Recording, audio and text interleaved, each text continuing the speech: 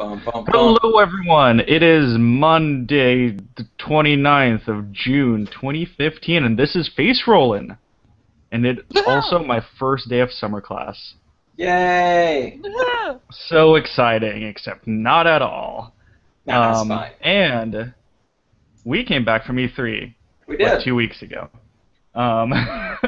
We went to E3 because we're internet big shots, and that's as far as I'm gonna go on how we got there. Yep.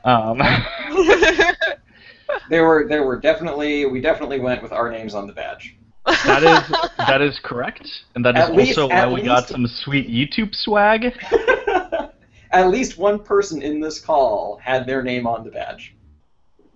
That's correct. And Yep. they totally went. And they were totally there. So, yeah, let's talk about the games we played. All right. Me and Kelly? Trevor went. Yeah, poor Kelly. Okay, you know what? It's okay. It's okay, you guys. I honestly, if I couldn't go, then I'm really glad that you guys could go. That's you know, fair. because Like, hey, Kelly, let's start this podcast. Now let's talk about all the things we did that Kelly couldn't go to. well, you guys were there. Our project was getting blown apart, but that's okay. It's okay. You guys go ahead. Yeah, so I made a list Great. of all the things I remember playing. I'm pretty sure there might have been a couple more things. Yeah.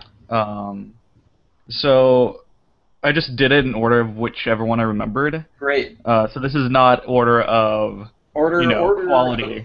Order of when synapses fired. Yes, exactly. Yeah. Order of remembering, not order of quality. Mm-hmm. So the first one I remember, Mighty Number 9. Yeah. The game from the creator of Mega Man. Mm-hmm. Mm-hmm. Kenji Ifune.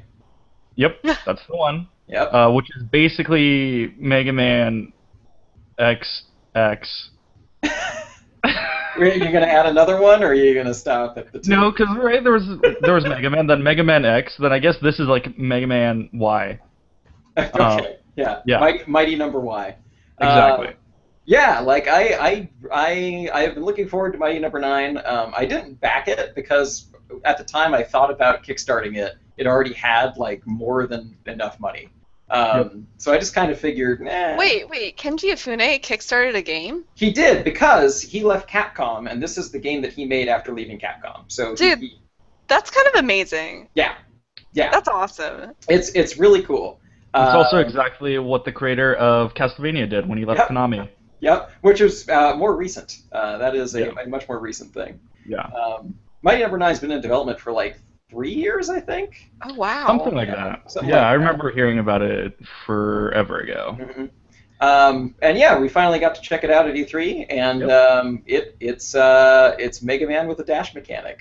The dash was really weird for me. I don't really like it very much. Yeah, it's an interesting system because like it's like in Mega Man you just shoot a thing and it dies, but in Mighty Number 9 you get it to a weakened state and then you have to dash through it. And it seems like the sort of thing that is going to be really cool once you have a good handle on the game, because you can go really fast and dash through all the enemies and kill them all, get a huge combo. But when you're just starting it and when you're on the show floor and you've never played it before, it makes you kind of have to take it real slow. Because when you dash forward, you die a lot, like you saw me do in that. Oh, really? Pit. Oh yeah. Oh yeah. Yeah. There was a spike pit. Like there's 2 spike pits, and you have to dash over like this little center area. And I never timed the dash right. I died like 3 times in that pit. Just dash, dead, dash, dead, dash. Oh no. Yeah. I Is it died. like old school? Wait. Is it like platformer? Or is it more like? Yeah, it is like Mega Man X. It's almost exactly like Mega Man. Like it is a side-scrolling platformer where there are a bunch of enemies shooting stuff. You're shooting them, and then once they're in a weakened state, you can dash through them. And then there's like different, there's different sort of like puzzly platforming stuff going on as well, which is actually where we ended up getting stuck. Like that. Okay, I got stuck in this fucking falling crate puzzle thing. Yeah. Where like there's a thing that dispenses crates onto a conveyor belt, and then it goes and then it drops and it goes on another conveyor belt.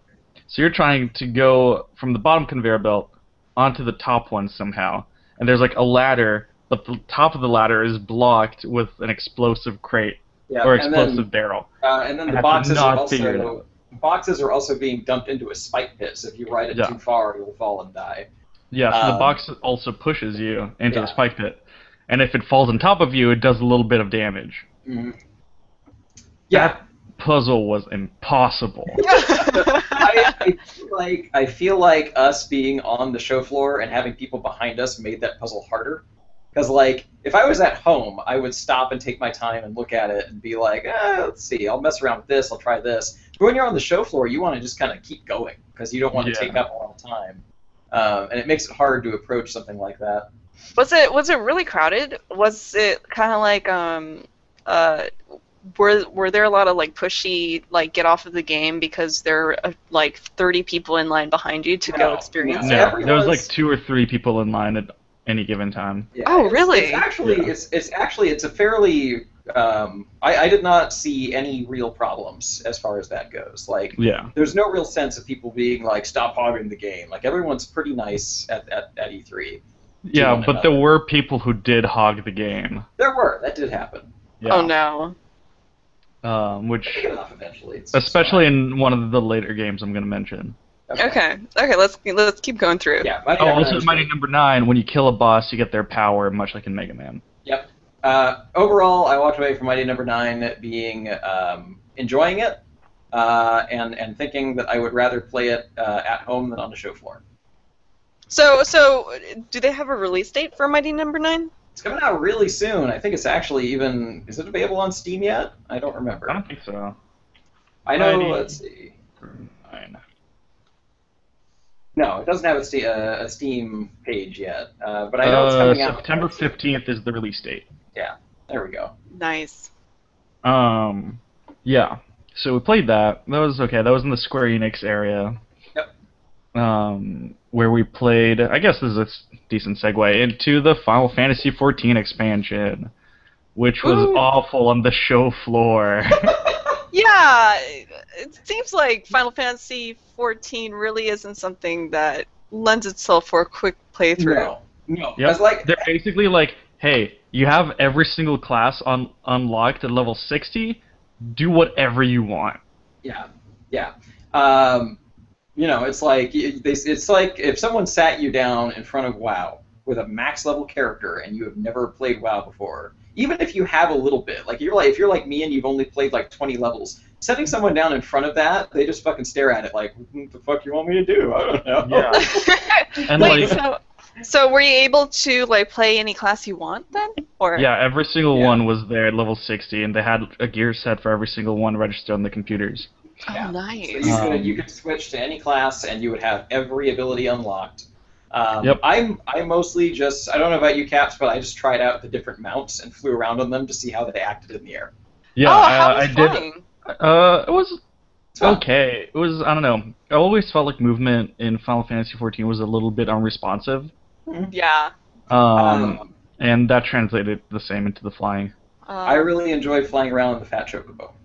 What? Yeah, the Fat Chocobo can fly. It's great. You hold the little, like, Gasol green in the air, and it just fucking just zooms up. It's great. Oh my god, I'm buying the collector's edition now. Holy shit. Yeah, Final Fantasy XIV, it was Final Fantasy XIV. Yeah. But now you can fly. The environment looked low. That was something. I did a little bit of the machinist, didn't bother reading any of the descriptions, so I didn't really learn anything about it. But it had some interesting mechanics. It was like the Archer, but more actually based on just attacking, instead of buffing your friends. Oh, okay, cool. And Heaven's Sword is actually out now. Yeah, it came out like the day we did the show thing. Yeah. I've seen a couple of machinists since then, and so far people seem to like it overall. Dude, can we talk about how I've seen level 60 machinists around in-game lately? That's really? Crazy. Already? Yeah. I guess that's not too surprising. Like, it's been like, what, a week or two since it came out? If I really threw myself at that game and I wasn't in the middle of, like, packing and moving, I could see myself maybe being able to get to 60, but it would take take a lot of dedication because leveling 50 to 60 is pretty slow in that game. And it's also 30 to 60 if you're leveling a machinist. Yeah, that's true. Yeah, so that introduced 3 new classes. The Dark Knight, which very much looked like the Death Knight from WoW. I like the Dark Knight. I'm so excited to play the Dark Knight. Seriously, guys, I'm really excited. The Astrologian and Astrologician. We did no, this it's last Astrologian. time. We already did this joke. Yeah. And the Machinist. Yeah. Astrologian looks really cool, by the way. After It looks like a watching it disciplined in-game. priest. I've always kind of wanted to try Disc Priest. I never really leveled one up because Priest is awful to level in WoW. Yeah, that's true. Unless you go around mind controlling people off Zeppelins. I didn't even play WoW, and that sounds like fun. Yeah, so we did that. And then I played. So we went to the indie area, and a game caught my eye. Not so much the game itself as the person playing it, who was a YouTube celebrity named Kraken, on YouTube at least. And he was playing this game called Luckslinger, and he died to the boss of the first stage there. And then I played it. That game is incredible. Yeah, I love that game. Wait, Luckslinger what's awesome. Luckslinger? Let me tell you what Luckslinger is. It's a Western platformer that's like not even 8-bit. It's practically 4-bit in terms of graphics. It's got a very minimalistic style. Yeah, very minimal pixel graphics, and it's like a Western with some hip hop influence. Wait, So, like, what? Yeah, the soundtrack is these amazing hip hop beats. It's so good. But that's as far, basically, so far as, or at least in the first stage, that they take the hip hop influence. It's not like Samurai Champloo where it's like very, very heavily hip hop influence, where they like tag things with graffiti, or like breakdance fight. This was like just you're a sheriff or whatever, like a cowboy, and you go left to right shooting people, but when you kill people, they drop luck points, and that influences just about everything in the game. Yeah. So you could walk under like a water tower, and it can fall on you if you have if you have like almost no luck points. It can fall on you. Wow, that's awesome. Yeah, but it'll give you like a little tiny indicator that it's about to fall, so you can move out of the way. Yeah. But if you have like really high luck, the opposite happens. Like you're about to fall into a ravine or something, like into a bottomless pit, and a little platform will appear underneath you. What? That's amazing. Yeah. Yeah, and also if people shoot you, the bullets can sometimes like deflect off of you, or sometimes an enemy will appear and it'll be extra strong because your luck is low. Sometimes when you shoot them, it'll not hit them because your luck is low. Wait, can you lose luck? Yeah, you can use it. It gets expended whenever it like activates. Oh, okay, Yeah. cool. Yeah. Then And you the way get more luck. Yeah, and the way that the game kind of like cues you in to luck happening is like the corners of the screen will kind of flash red to alert you when a bad thing is happening, and it'll flash gold to let you know when luck's been expended to save you somehow. Yeah. And it's a lot of fun. The music is incredible. The mechanics are really solid. It was a great game. It was really good. Luckslinger is a game that I'm glad we stumbled across because I'm excited about that one now. Yeah. I also there's very small things at the end of the stage that I thought were great, like how you get to choose between killing or taking them in dead or alive at the end. Mm-hmm. I think that's pretty cool. Yep. And then it wouldn't let me throw his dead corpse into jail. Darn. Yeah, you know. Like I brought it to the sheriff and he's like, yeah. throw him in, throw him in. That's right, yeah. And then the developer was like, no, you can't do that. Yeah. You gotta put him in a grave. I'm like, but the sheriff told me to put him in jail. Yeah, I wonder if in the full release they might change that dialogue. So he's like, no, what are you doing bringing that dead body in here? Get that out of here. Yeah. And then he said, the developer said, that they are putting more like hip hop stuff in it. Like they're Cool. putting a skateboarding section into the game. That's right. He did say that. Yeah, that's Yeah. great. So yeah, that game was real good. I enjoyed it a lot. Yeah, Lex Slinger left a really good impression. Yeah, and it's gonna come out. Did he say when? I don't remember. I don't know. Who knows? At some point, probably next year, or maybe this year. Lex Slinger, it's a game. I think right now they're on Steam Greenlight. I don't think they've been. I don't know if they've been greenlit yet. Yeah, they're on Steam Greenlight. Oh, they have been greenlit. I've got a thumbs Sweet. up. That's right. Another game we played in the indie area was the Face game for the iPad. It's great. Wait, That was what? a lot of fun. I don't remember what it's called. Actually, Face Off? Was it just Face Off? maybe something like that. Basically, it showed you a picture of like a silly cartoon face, right? And then you take a photo of your own face making that face. And then you give it to the other players, and they have to figure out. And it shows them the photo of your face and three like cartoon faces, and they have to figure out based on your face which face you're imitating. Oh, that's awesome. And then you Really, switch really off. I am really bad at imitating faces. I learned. Yeah. Although in my defense, the last one I got was just the color green. Yeah. It was like the whole screen was just color green. I assume that has to be a bug, or just like they didn't I don't have know. like the third. Well, I person mean, there. you're turning green.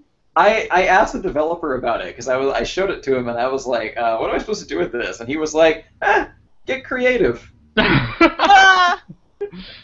So yeah, that game was a lot of fun. Yeah. We played that Asteroids game. It was basically a competitive multiplayer Asteroids. I do remember that, and I've kind of already forgot about it. Yeah, it was not super interesting. It Imagine had- asteroids. Imagine instead of asteroids, you're fighting other spaceships. That's it. That's the whole. The thing I do remember kind of liking about that game was the way that each face button had a different projectile that behaved in a different way. Yeah. Like you had missiles and you had like bombs and you had like chaff, and that part was kind of neat. But yeah, ultimately I didn't feel like there was a whole lot there. Yeah. You played that. Moving on to the next game, you played that one PS4 game that was like about cats. Oh my god, that game was really cool. Yeah. Oh man, what was that called? I don't think we found out the name for it. It was over the television, but I've already forgotten about it. And yeah, it was a game that has this really like neat style. I don't actually know what the gameplay involves, but you're kind of like an animated cat in this like animated world, and it had like this very sort of like dark atmosphere, but all the characters talk in a very like upbeat, sort of positive, attitude, even though there's like all this bad shit happening. Yep. And I really liked that game, like the style of it, the attitude, the art style, like all of it just really kind of grabbed me. Mm-hmm. I wish I could remember what it was called. I'm sure It's a cat game? Well, so the main character is like a cat that wears like like this T-shirt with like a skull on it or something. And so it's kind of like the animals are anthropomorphic, right? Like they're all like working in shops. They live in like a big city. Like when you walk around town, there's like giant buildings everywhere, and everyone's got like a job and stuff like that.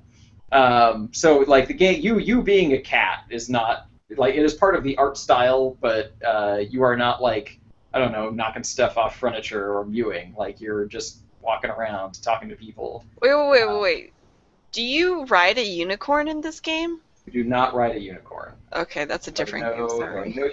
No unicorns. No unicorns. And yeah, like that game I thought had a really cool style. I don't know if there's a whole lot of like gameplay involved, but honestly, what I have seen of that game, I'd be fine if it didn't have any at all. Like the writing was super witty and clever, and the art style and everything was so solid that I would be fine if that game was just sort of like walking around and talking to people to see what the next event is. Oh man, that sounds really cool. I really want to find it now. No, It is called It is called Night in the Woods. That's it. Yeah, Night in the Woods. That was awesome. And yeah, it is basically entirely exploration and. Oh, that's kind of weird looking. That's fine with me. I really liked Night in the Woods, and I could easily see that game going like really dark places. Like so, some of the stuff the characters started bringing up, I was like, holy shit. Let's see. Oh, there's the indie game about where the developer of it would not stop talking to me about. He was too excited about his damn game. Oh, that's right. You got stuck there, and I just left and did other things. Oh, wait, what happened? He just told me about his game for like a solid 15 minutes. Oh, boy. And I was like, so it's this. And he was like, yeah, but... And then he like repeated himself like 3 or 4 times. But it was kind of a cool game. What was it? I left gaps there and did other stuff. I don't remember what it's called. I have his business card somewhere. But basically, there's like a group of cave people, and they communicate with you through like symbols and stuff, right? Like it shows like pictures of what they mean, or like symbols for words, and then you get to like repeat those symbols back at them to figure out what there's, or like see what they respond to, and then you get to assign your own labels to each symbol to figure out, or to start forming sentences to tell them to do things, and then you're like trying to like survive the winter by telling them to do various things by using their own symbols. And it's like, you know, a game about like learning language, kinda. That sounds really cool, actually. That's all there is to it, but he spent 15 minutes talking to me about it. God. I got the gist of that game, and then he kept talking, so I went and did other stuff while you got roped into that. Yeah. And he said it's going to be like $10 or $15 or something. And it's going to be fairly short, depending how dumb you are when it comes to figuring out those kinds of things. Wait, how long is it? No, he didn't say. Yeah, it's not finished. He did not mention. Yeah. So in my list here, it just says Cave People Language Game. It's accurate. I don't remember what it was, but it's accurate. So the next indie game we can talk about is Cuphead. Okay, yeah, let's talk about Cuphead. Yeah. It is the game that literally everyone talks about when they're talking about E3 now. Wait, what is Cuphead? I'm not surprised. Yeah, it is like the winner of E3 for everyone. Cuphead, imagine Contra or like those old school like SNES run and gun things where you're going left to right shooting up things really with like really fast bullets and stuff. Uh-huh. But with a 1940s art style. Wait, what? Like 1940s cartoons. It's like 1930/40 era like Steamboat Willie style cartoons. Yeah. That's the kind of like aesthetic they're going for. And it's being made by 2 brothers, I believe. Yep. Which and seeing that game and knowing it's being made by 2 people is insane to me. They're also going for the world record of most boss fights in a video game. What? Which is good considering the game is nothing but boss fights. Yeah. You literally go from boss fight to boss fight, and that's it. That's fine with me. That was awesome. And they're all animated like crazy fucking 1930s, 40s cartoons. Caps and I, it's 2-player as well, and Caps and I did a level where there is a ghost in a train, and he's got like eyeballs in his hands, he's like throwing them at you. Yeah. And I picked up that controller and started playing, and it felt right, just immediately. Like, as soon as I started shooting and jumping, I was just like, this game feels perfect. Oh my gosh, that's awesome! And like, you have to like, I hear there's going to be a lot of different weapons, but for the demo, you just had 2. There was a single shot that goes all the way across the screen, and then there was a 3-way shot that's a little bit shorter range, but it goes in like 3 different directions.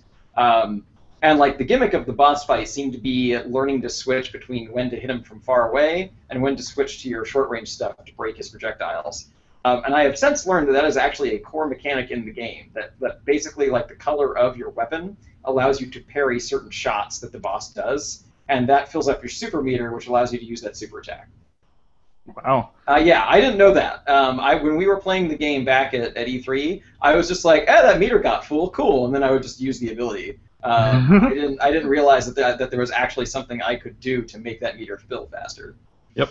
And then there was like a second part to the boss, because it was like following a train. And then you move further towards the front of the train, and a giant skeleton pops out. And it looked just like those like dancing skeletons from like those really old cartoons. Oh, dude, that's awesome. Yeah. Wait, is it linear or is it more like Binding of Isaac, where it's random? It's more like Titan Souls, where there's like an overworld map, and you like go from like location to location in whatever order you want and just kill bosses. Oh, that's awesome. Yeah, we didn't actually play like the overworld part, but I could see people in front of us doing it, where like you have this big world map and you like there's different buildings. Oh, and it's like beautiful, like Disney background art style. Oh, so so good. Cuphead is a game I am super stoked for. I didn't really know a whole lot about it going into E3. I had heard of it, but it was nowhere on my radar, and now it's like easily that and Luxlinger are probably at the top of the list of things I am most excited for. And it's coming out for PC and Xbox One. Yep. 2016. Yeah. So yeah, Cuphead, so good. Yeah, it was an excellent game. And the music was really cool. Yeah, and like the whole package was amazing. Yeah, and the announcer had like that crackly, like old-timey voice. Yeah, like I don't remember exactly what he said. Ready, set, wallop. Yeah, oh, that's right. Like that. Wallop. That's right. He was like, ready, set, wallop. It's great. Yeah, that game, a lot of fun. On the other hand, or on the other side of the spectrum, I don't know about you, but we played Bedlam. Oh, Bedlam. What was that called? Bedlam. No, that's Bedlam Run. Is this Bedlam? Yeah, just Bedlam. It should probably have another title. It's like the studio name's Bedlam. Oh, gotcha. Because there's already a game named Bedlam on Steam. Oh, well, what are you gonna do? And that game is basically FTL combined with XCOM with a Mad Max theme. Aesthetic, yeah. Which sounds good on paper, right? Like, like that game is something I could see myself messing with a little bit, but I did feel like there was, I don't know, it didn't feel like there was enough meat to it. I will say the one thing I thought was really cool is all of the like you have different characters that you send out into combat, and all of those characters are named after their Kickstarter backers. And I think that's kind of cool. They're drawn after the after the Kickstarter backers. Yeah. So that particular aspect of it, I think, is a great way to pay homage to all the people who, backed your game. Yep.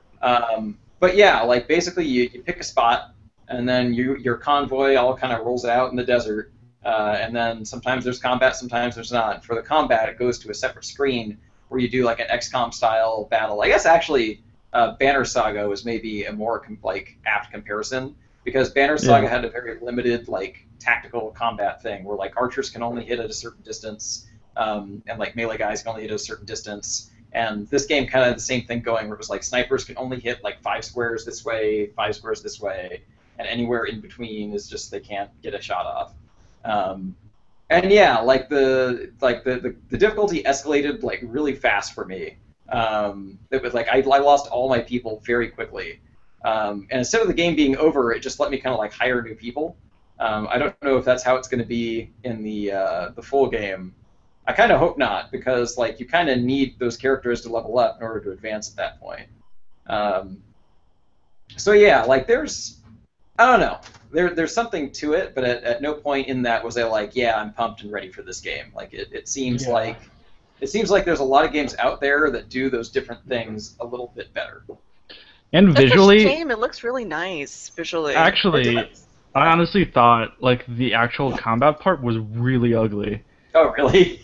Yeah, because because all of their guys are like they like use 3D models to make sprites or whatever, Yeah. or to make it appear like sprites. But like the models they use look so ugly. Yeah, they weren't great. Yeah. Yeah, Like I and then love the like theme. uh, And like all the 2D parts I thought were pretty good. Actually, you know what? Scratch that. The people themselves, like your team, mhm, like their portraits and stuff. yeah. I thought those were kind of ugly stylistically, also. I think those were not cleaned up yet. I saw Maybe. I saw a lot of like extra sort of like lines and artifacts around the image. Hmm. So they might give those another pass before the game ships. I hope so, Um, because honestly, I thought like even though like the style itself, I thought was kind of ugly. The mhm. vehicles looked cool. The map looked cool. But um, like anything that was organic looked awful. yeah. So a couple of things that I think would. Hi, Lev. Hi. One of the things I think would improve that game a little bit is if there was a little bit more personality to your characters in combat. Like, because I didn't really feel like I was making very big choices when I was hiring my people, and in combat they all kind of look the same. Hmm. Um, so I didn't really feel any sort of connection to them in any capacity. They were completely expendable to me, which I guess is a running theme for me in tactical games, but here it felt more so. Yeah. The poster looks cool though. Got two of those.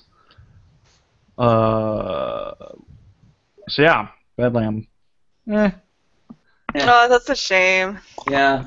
I mean, honestly, like if you really, really like the Mad Max aesthetic, like if you played FTL and were just like, man, I wish this took place in the Mad Max universe, this might be a game that kind of tickles that nerve. But it's not something I'm going to jump out and get. Yeah, same. um. We watched the XCOM presentation. Hmm. That was cool. It was not what we were expecting. We were expecting to No. actually be able to play it, Yeah. considering we waited in line for half an hour and the presentation itself was maybe like 10 minutes. Aw. Yeah.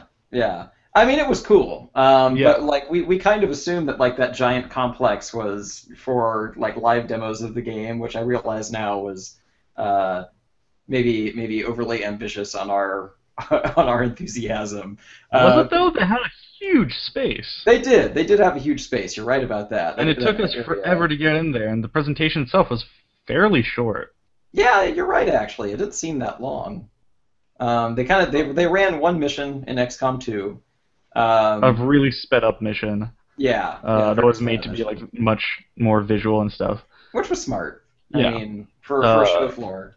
but it also apparently was inaccurate to the How things that so? can happen. There was a tweet because people got angry at the fact that the snake guy, can pull people in Hmm. and attack at the same time. In the real game, he can't do that. Well, good They because that would have specifically been bullshit. clarified that he cannot pull and attack on the same turn, and they did it just for it to look cool in the presentation. Good because that Mm. would that would have been bullshit if he could do that. It'd Yeah. be way too easy to lose Uh, people. so what they showed was what happens in XCOM 20 years after the current XCOM that's currently out, where basically everything you did in XCOM did not matter. Aliens took over the world anyway, Yep.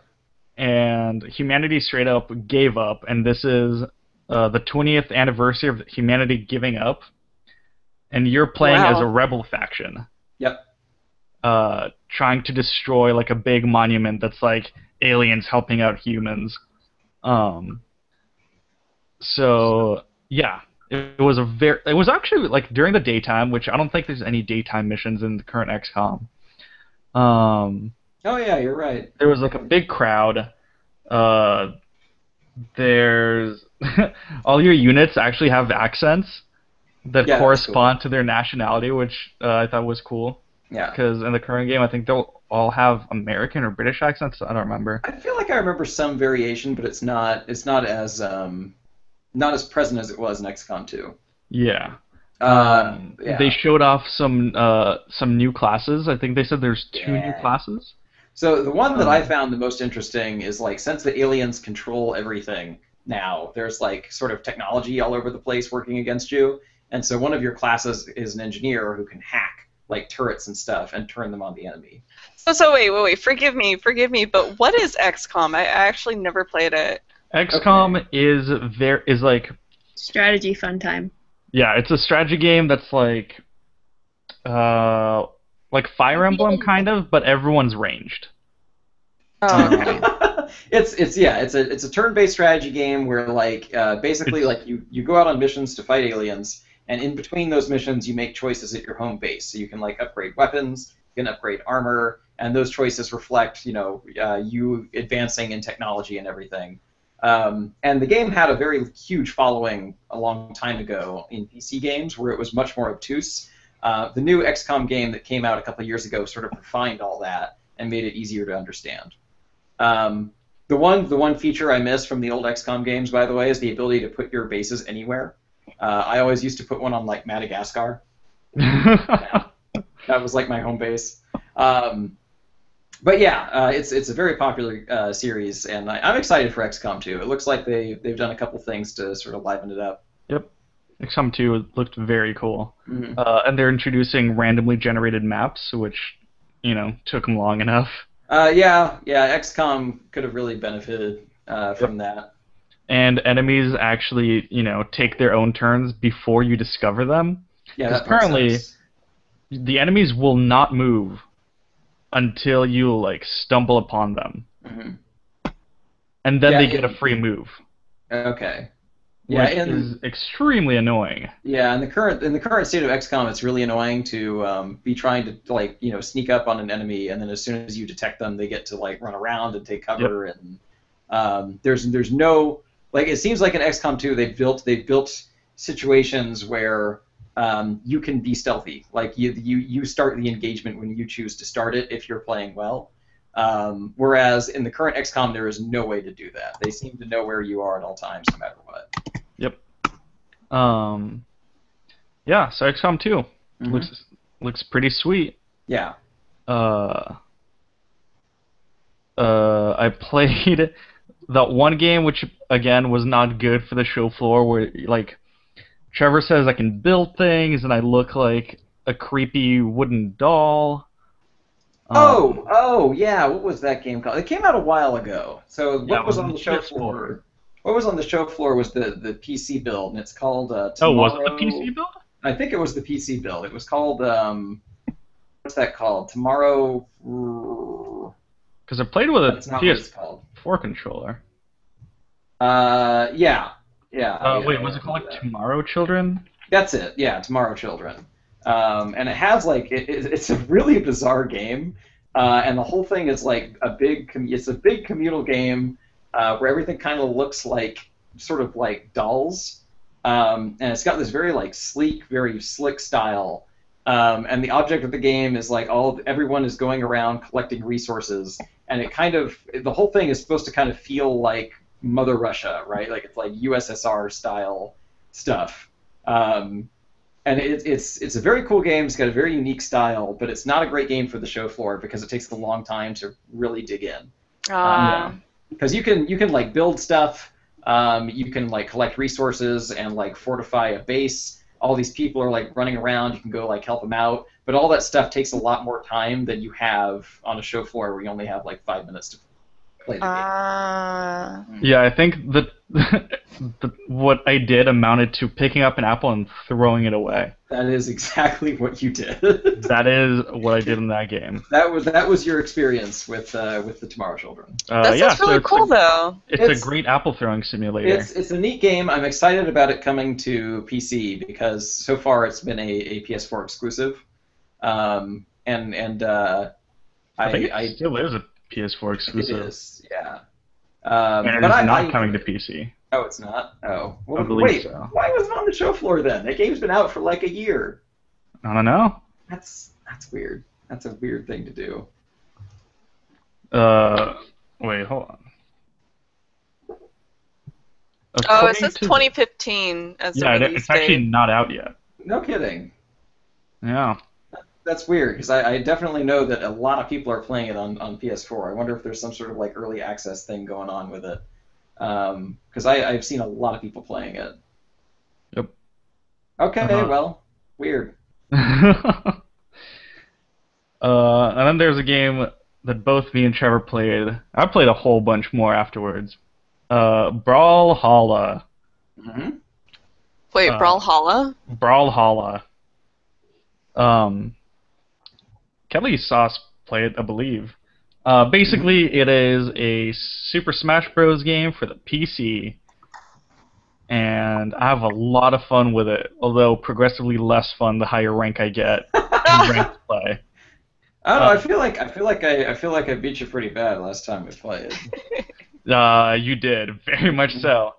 But I've been climbing ranks. I bet. Yeah, I have not touched rank at all. Yeah, I'm silver rank now. I played 3 games today, lost all 3. Somehow managed to stay in silver rank still. Cool. Wait, like it's out now? No. Yeah. Well, the beta's out. Beta's out. Kinda. It's closed beta, but you can buy into it. Mm-hmm.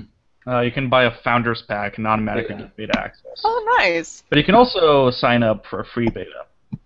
And it's gonna be a free-to-play game, kind of like League of Legends, but Smash Bros. So every week or so, there's gonna be like free characters to play as, and then you earn points to unlock the rest. And yeah, it's really hard in multiplayer, or in ranked matches, because goddamn, people know how to dodge.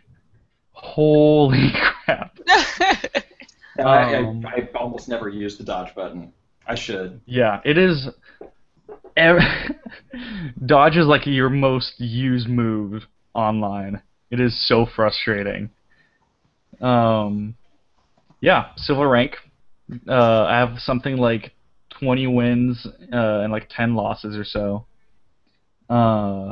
Yeah, Smash Bros. Pretty fun. It's much more simple than Smash Bros. What kind of characters do you have? Is it like?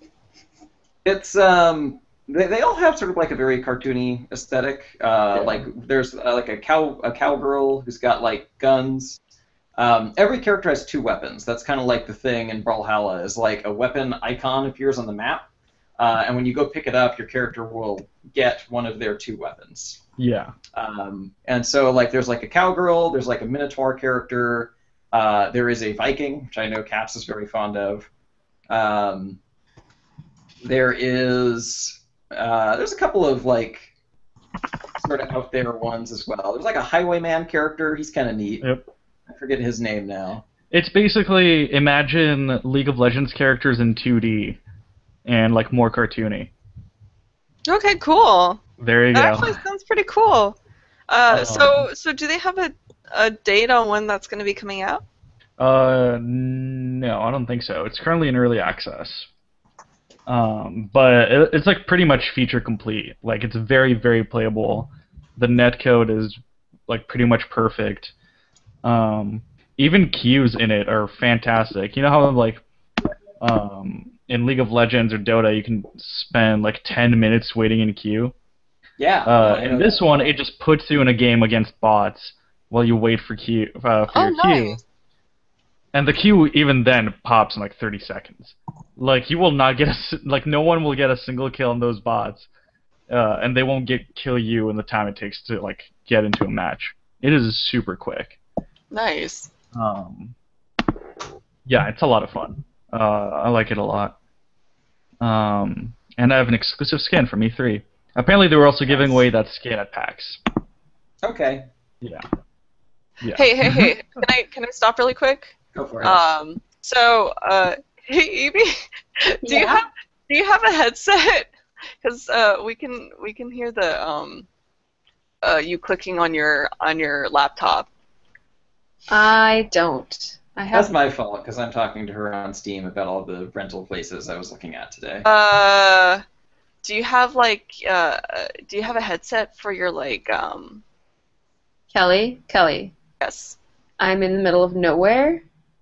I have nothing. Oh. I have this computer. Computer. You have headphones? I don't have earphones. Oh, you don't? No. Oh, no. But What I can happened? tap to click instead of clicking. Okay.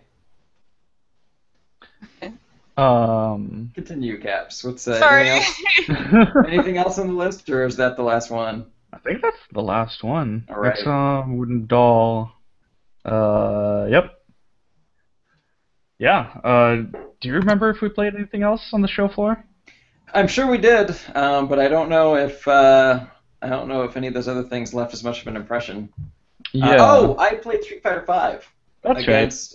against people. I have to say, after playing Street Fighter V, I feel a little bit better about that game. I think last time we talked about Street Fighter V on the show, I was pretty down on it. Because a lot of, like, every time there's been a substantial Street Fighter game, like a new one in the series, there's some sort of major new mechanic that gets introduced. And in Street Fighter V, it kind of just looks like a nicer Street Fighter 4, and that's not exactly the case. What they've effectively done is there's a Street Fighter Alpha series, and they've taken some of the things from that and mixed them into this game. So in the Alpha series, you had like an Alpha counter, which was if you were like blocking and someone was attacking you, you could activate like a counterattack. And what it effectively does is just kind of put space between you and the opponent and does damage to them. What I did not know until I played it on the show floor is that every character has a unique mechanic now, which I think is kind of neat. So like Ryu has the parry from Street Fighter 3, but so far he's the only character that has it. So you can parry with him and then go right into your own combo. Chun-Li now jumps at a lower angle than all of the other characters, so it's easier for her to keep up pressure in the air, which is great for a Chun-Li player because that's kind of like the main thing you want to do with her. So those kind of slight changes help. I still don't know if I feel like there is enough there just yet for me to totally be happy, but there's also only been like 4 characters announced, so it's safe to say I walked away feeling better about that game, but I still don't know if I would want to shell out like $60 for a new Street Fighter game just yet. So that's how I feel about that. Yep. It was fun though. It was more fun than I expected. Also, they took out ultras, which I thought was an interesting change. Yeah. So you have a bar now. It's like your V skill bar, and you use that for everything. You use it for your alpha counters. You use it for your enhanced special moves, and then you also, once it's full, you can activate a super. So yeah, all of that is present in the game. There's more interesting stuff going on than I thought from back when I saw the initial trailer. But it'd be nice to see how creative they get with those like changing of mechanics for unique characters. Cool. Yeah. Yeah, I did not see it played at all, other than like on the big screen, and even then it was like in passing. Yeah, it's one of those things where like if you just watch it, you don't really get a good feel for what's new. Stuff's just happening. People are hitting each other and dying. Once you actually have your hands on the controller, though, it's a little bit easier to kind of break down what they've changed about it. Yep. Yeah. I don't remember playing anything else at E3. We saw Tai Chi Panda. Yeah, what was that? I don't remember. It was a mobile game that looked like a ripoff of both, I believe, League of Legends it was, Yeah. and World of Warcraft. Mm-hmm. Oh, you know what we saw that we should probably talk about? The PP gun. The PP gun. Wait, what? Oh, the PP gun. So, it was like late into the show, right? It was almost 6 o'clock, which is when the floor closed. And we're just walking through like the PC area. And I see like this big like electronic like banner thing. And I just stand there like hazy-eyed because I'm like so tired. And I just see this like gun, you attach your phone to it, whatever. And then it just says, PP gun. What? Yeah, And I just PP start gun. giggling. And one of the Yeah. representatives is like, I know, right? It's a Chinese company, that's why. Yeah, their banner was just like a woman standing away from you holding the gun with like really skin-tight clothing that's like showing off her butt. No, she straight up had like a thong bikini. Yeah, she kind of She did. was Didn't she? standing with her back turned to you. Like, that was their brochure. Yeah. So yeah, this guy came over and he put one in my hands and he was like, and he was explaining to me how to play it and everything. And the game starts and I'm like holding this gun against here and I'm looking down the screen at the mobile game, which was running like a mobile version of Rage from id, which was impressive, I guess. Yeah. And as soon as the game starts, like I'm holding the gun straight and it immediately starts just veering right, and I'm like, okay, get over here. And that was I don't know who that's for. I do not know who that's for. People. Yeah, I don't know. Who want to hold a gun while they play. How many games can that possibly work for? Like, wait, it's a mobile game with a gun. Well, you take your iPhone, right, and you slot it into where you would normally be looking down like the sights of a gun. There's like a little thing for you to slide your phone into, and then you look at the phone, so it's like blocking your face, and then you hold the gun and you can shoot stuff on the screen. But like, how many games can that possibly be useful for? Like, I can't think of a lot of an infinite amount of on-rails shooters. Yeah. Yeah, if you are a big fan of on-rail shooters on your iPhone, the PP gun is the device for you. Yes. Oh Speaking of motion sensors and phones, we played with Gear VR, and that was kind of cool. Gear VR, I walked away from that impressed. Yeah, Gear VR was cool. Oh, wait, what is Gear VR? So Gear Oculus. Similar concept. Well, I'll talk about you can tackle the Oculus thing, but I was going to say Gear VR is very similar to the PP gun in that you are putting your phone inside like a pair of goggles, and then you are like strapping that to your face, and it becomes the screen for like a VR helmet. What were you going to say about Oculus caps? Yeah, it's the guys who made Oculus made that basically. Oh, basically, nice. You take your Samsung Galaxy 6 whatever phone, because it's like this big. You know, it's huge. Like, it's big enough to cover your whole field of view when it's, like, this far away from your face. Yeah. Yeah, and then it straps into a helmet, and then you basically have a poor man's Oculus Rift. And it actually works really well. Yeah, it does. There was, like, a series of games for us to try, and they put a controller in our hands, they put a headset on, and I was struck by how disoriented I was as soon as they did that. Like, really? Like once the goggles were on, I still had a pretty good sense of where I was. But as soon as the headphones went down, I was completely just like had no clue where I was anymore. It was really disorienting. And so the game, we each played different games. The game that I played was called Rogue Agent, where you are like an agent with a jetpack on. And so you like look around and there's like a gun on your head that you use to shoot stuff, and you kind of like fly around the city and complete little challenges, and it was actually a lot of fun. It reminded me a little bit of the jetpack from Pilot Wings, with maybe a little bit more going on, and that was enjoyable. I played that game we had like 15 minutes or so to mess with it. I played it for. We had exactly 7 minutes. 7 minutes. All right. I played it for 7 minutes, and it was fun for all 7 of those minutes. Yeah, I played like 3 different games. The most enjoyable is like you fly a spaceship, and also you're in like a swivel chair, and the whole thing is wireless.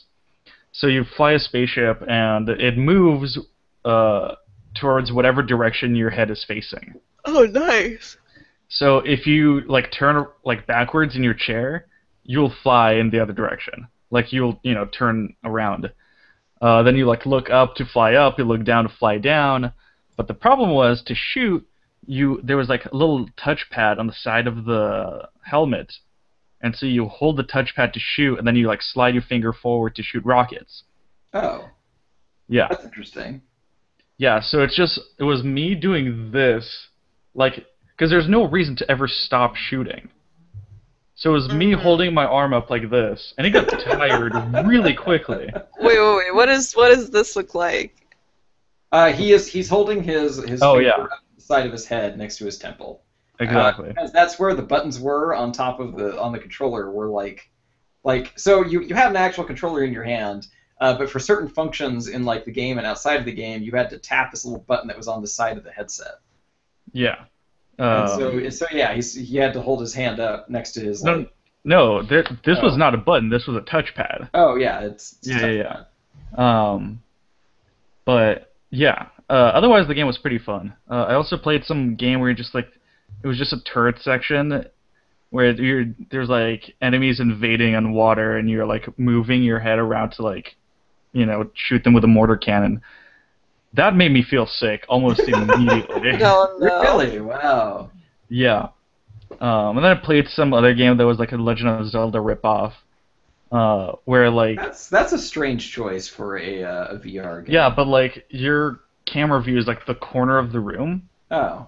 so you kind of like look around like this throughout the room, but like the character moves like Link from Legend of Zelda, Right. and that's like the weird. layout of the room. But yeah, it was whatever. That's a weird choice. Yeah. One of the things I was struck by after playing that is I don't think I could handle a horror game in Oculus or Gear VR. Ah! That's funny. Like, well, because like I like horror games a lot, but for me, like the separation between me and the screen is really important. I need that space to be able to look away, to like distance myself. And it struck me that like if Rogue Agent suddenly became like a scary game, I would probably have freaked the fuck out because it's just like right in your eyes and there's nowhere for you to go. Yep. And the there's no way to 3D get effect away. is Mhm. real good. Yeah. Like So probably yeah. one of the best 3D effects out there, So other I don't than think- probably the actual Oculus Rift. Probably, but yeah, I don't think I could handle a horror game on Oculus or any sort of headset like that. Maybe the PP gun. I think I could handle it on the PP gun. What if the PP gun was strapped to your face though? I could probably still handle it because that's too stupid to be afraid of anything. I could be in a real life, actual scary situation with a PP gun strapped to my face, and I'd still think it was funny. Yeah, so I think that about covers everything we saw at E3, or at least everything we played at E3. We saw Yeah. a bunch more, but like none of it was super interesting, I thought. I think we've tackled all the games. Yeah. Did you play anything else these past 2 weeks? And don't say Final Fantasy 14. I wasn't going to, Okay. although that is exactly what I've been playing. But I have not really played a whole lot since we have been back. I've mostly been packing boxes, working You're on to a other stuff. wedding. I did go to a wedding, so I guess I have played DS games, but I think I've talked about all the DS games that I'm playing on the show before, so I'm good. Did you play more Final Fantasy 13? Nope. I mean 13 too. Have not touched 13.2 in a while, because that game requires a time commitment that I don't have. So I may have to find time for that later, somewhere else. Okay. We'll see. Evie, Hi. have you played anything other than the work game? Don't say the work game. She's gonna stay the work game. I was gonna say Life. I've been Mhm. playing a lot of Life. Like I the don't like that actual board game game. life? Because No. I love the actual game life. Well, I found out recently that the new versions of Life have credit card systems. Yeah, because people are too lazy to do the math.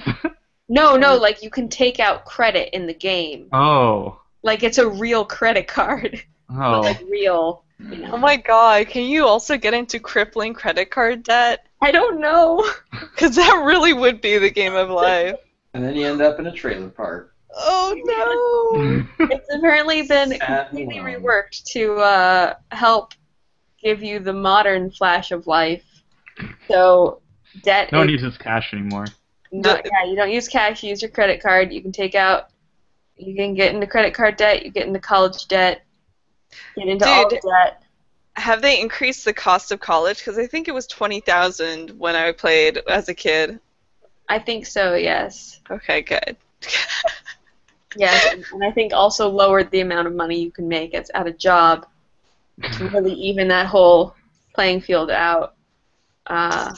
No, I've opened 3 shows now. I'm opening another tomorrow, Yay. and then a week from that I'll open another one, and then a week from that I'll open my last. Wait, no, another one, and then a week from that I'll open the last one. But you'll see me before that. I will. You're coming up on the 4th. I get the 4th off, you guys. It's my first day off in a while. Wow. Very exciting. Woo! Yeah. Yeah, it's been really great.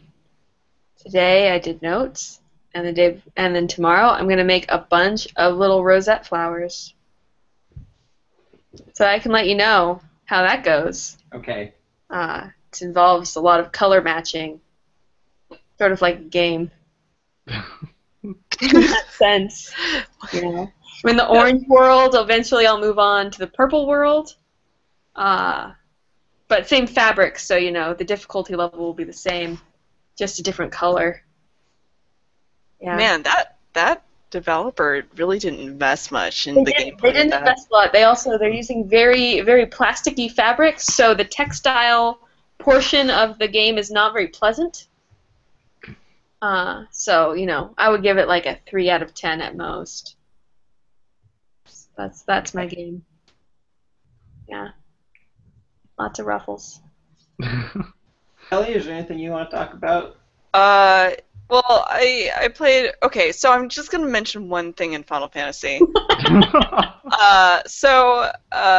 Rachel and James are getting married in Final Fantasy. They are. Okay. Those are two of our free company mates. Not same thing as a guild in WoW, but called something different. So they're going to be getting married in a couple of weeks, so we'll go ahead and let you guys know how that goes. We have gotten... I'm going to be the best man. Mm-hmm. Trevor's going to be the bridesmaid. What? And I don't know what to write in the speech. Oh, I'm we have going to to give give. speeches? Does bridesmaid have to do speech? I know best man has to do speech. Maid Well, of Honor has to do a speech. if people chant speech loud enough. Yeah, I guess we both have we'll to do have to do it. speeches. I appreciate that as a female character, I get to choose between wearing the nice suit or the dress. I can pick. Yeah, but as a guy, you have to wear a suit. Ugh. Yeah. We don't get the dress. It's a bummer. That I find that really, really distressing. Okay, but I did play a game. Yes. Granted, it was for like 20 minutes, but it was a very bizarre game. It's called Mahjong Pretty Girls Battle Schoolgirl Edition.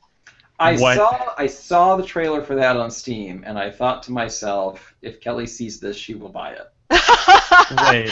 And I didn't. I was going to ask, and then I decided I probably shouldn't. And then you found it anyway.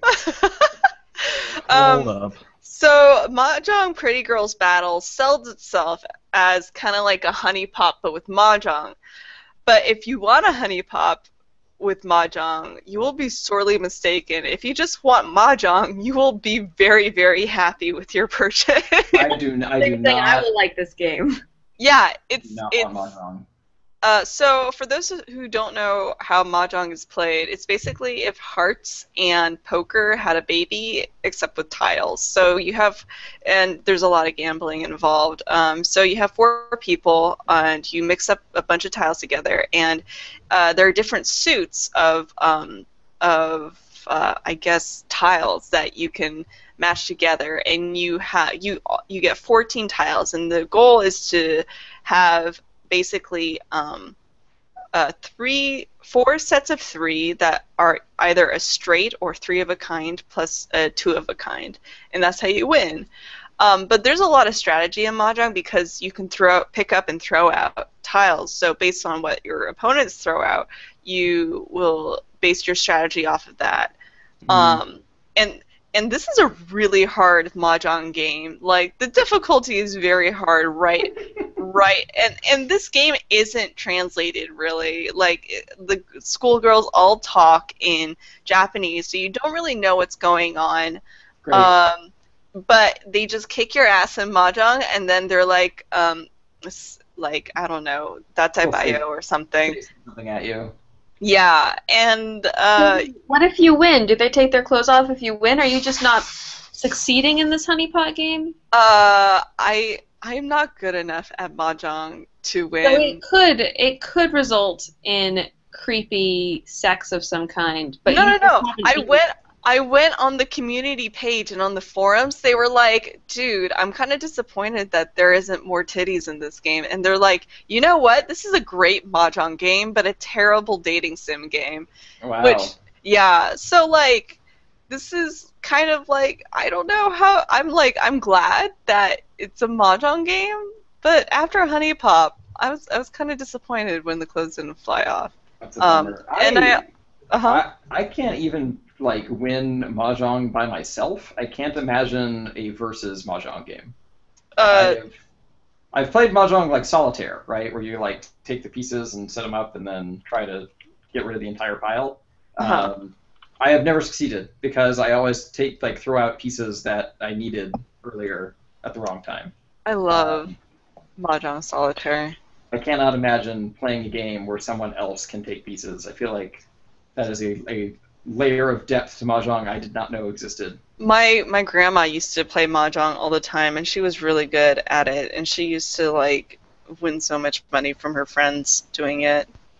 So I feel like I've failed my family at not being good at this game. So do the girls have different art assets? Like, not just, like taking their clothes off, but, like, do they have different like facial personalities and like features for when things are happening in the game? Like, do they get sad or upset? Or, like... No, I actually I have to double check. I only played it. My you've played is 13 minutes because I got really depressed. But there's a lot of schoolgirls that you can unlock. You start off with 4, but there is definitely at least maybe like 32 girls that you can play Mahjong with. Wow. Yeah. That is at least 26 more than I would have anticipated. There are 24 girls. Okay, I apologize. But I mean, it's a really good Mahjong game. But I might come back to it. Okay. For the Mahjong, right? For the Mahjong, like there's literally no reason whatsoever to play this game other than for Mahjong. Like, that's it. You're literally just playing Mahjong with a bunch of girls that go, and that's about it. Great. So yeah, that's the only other thing I've played. All right. Sounds like fun. It actually kind of is, but really frustrating at the same time. So, is that everything we've all been playing? Have you played anything else, Caps? I played a little bit of Borderlands 2, but my laptop's real shitty, so it's on minimum settings, and it runs at, like, 20 frames per second. Ooh. So, I mean, Ubisoft would be proud. It's very cinematic. I mean, because, you know, it's close to 24 frames per second. Closer than 30 frames per second is. But, yeah. It's, you know, it's Borderlands 2. It's okay. Okay. It's not the best Borderlands RPG, and it's 2. not the best shooter. Like, that's, and, like, the story is, you know, it's silly. Yeah. I think that's all I played. So, Cool. I guess this has been the first part of our thing, of Facerollin. Like us on Facebook.com/Facerollin, SoundCloud.com/Facerollin, YouTube.com/Facerollin also. Woo! Yeah, we'll be right back with our review of D4. Yeah. Dreams Don't Die. Nope. Dark Dreams Don't Die. Dark Dreams Don't Die There you go. Young. Don't Die Hard. On the computer? David Young. It's on the computer That's now. right. Yeah. Oh, cool. Yeah. Dark Dreams Die Hard. Yeah, that's it. We'll be right back. Starring Bruce Willis. Yeah. He was dead all along. Okay.